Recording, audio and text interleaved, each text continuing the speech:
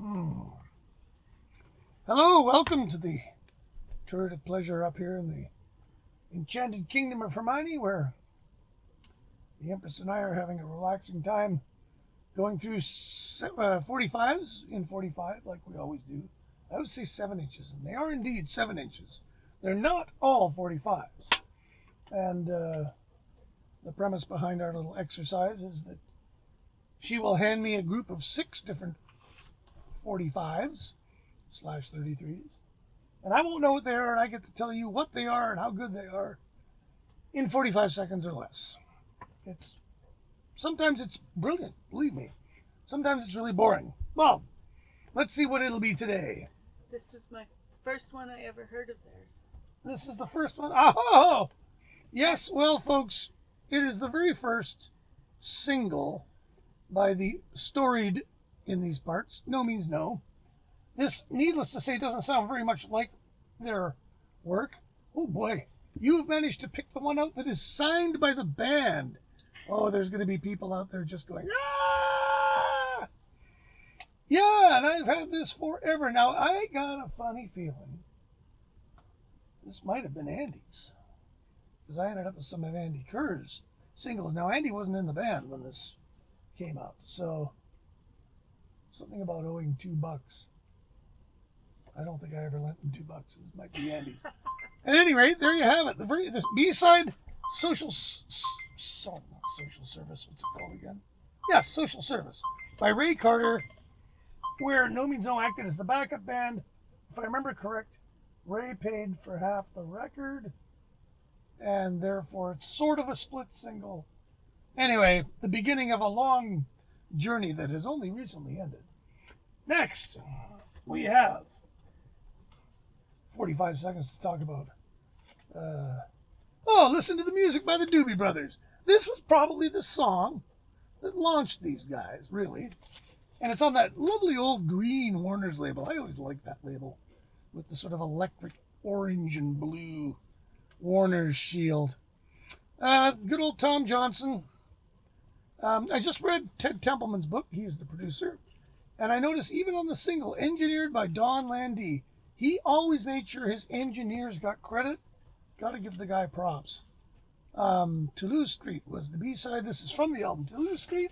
And I still think Toulouse Street is a pretty good, probably the best Doobie Brothers record. So, hey, there you go. Listen to the music. Yo! It also had Jesus Is Just All Right on it. Probably the only song I like with the word Jesus in it.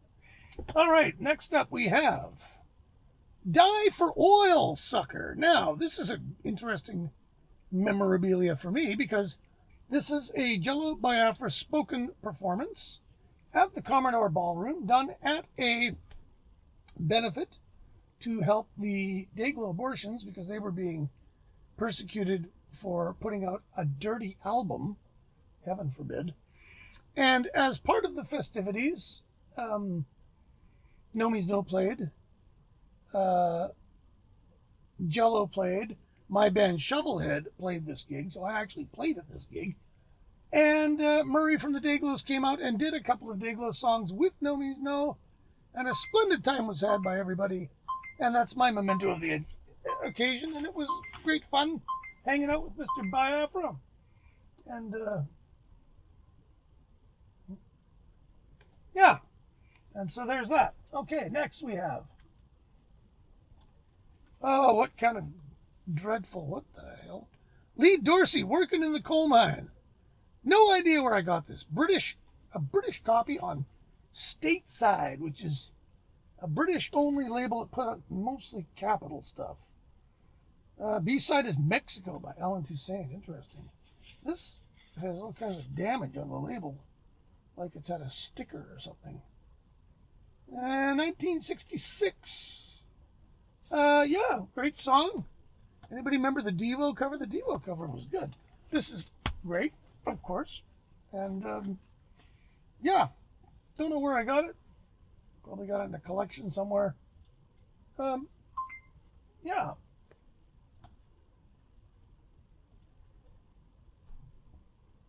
Come on. Rip me off a second. Next we got. Okay, this had to come up. Have we? We haven't done this one yet. Hasaba versus the Martian Brain Squeeze by the Neos. 14 songs on 7 inches. Handmade cover. It's written. What's that? There's writing. Yeah, this is one. I think this one actually has writing. This actually is mine, signed by the band. And they made some kind of dedication to me about jokingly asking when we were going to go to 24 tracks, because I do believe this was recorded on 3 tracks. A legendary record in some circles. Copies like this go for ridiculous amounts of money. It took me a long time to figure out what these guys were doing, and I recorded the thing. Basically, one of the very, very first thrash bands, and music dense and full of sharp edges and politically serious lyrics, and that was 1982. So a lot of people were influenced by this record and by this band, and yeah, still friends with 2 of them. So there you go. We're all old men now. Huh. Anyways, any more? One last one. Last one. Okay. Last one for this binge. What? Contessa. Contessa was a great band led by my old friend Bubba. And Bubba had this band, and I wish I could remember the fella's name. The drummer in this band was just a young kid, and this guy could play metal blast beats, sort of metally, punk metal hybrid, I guess you would call it. Let's see if his name is in here. And they kind of came and went like so many bands. They did a 7-inch. Bubba ended up with some terrible health problems. Randy, the drummer, okay. And we did this in a matter of no time. One great thing was I was being interviewed by the local paper while this session was on. And there's a great quote by Bubba where Adrian, the interviewer, asks, sort of wonders what he can make of this music. And Bubba says, well, I'm in demolition. I smash stuff up for a living, which seemed like a pretty good explanation as to why the music sounded the way it did. And there you have it. There's 6 more of these things. We're going to do these until we're out of 7 inches, which means we're going to be doing this for a while. Anyway, thanks for watching. Thank you to the Empress for helping. And don't forget to subscribe, hit the notifications, hit the bells, all that stuff. And we'll get back at you, and we'll get back at you with more of these and more of other things and whatever I feel like talking about whenever that occurs. Thanks for watching. We'll talk to you later.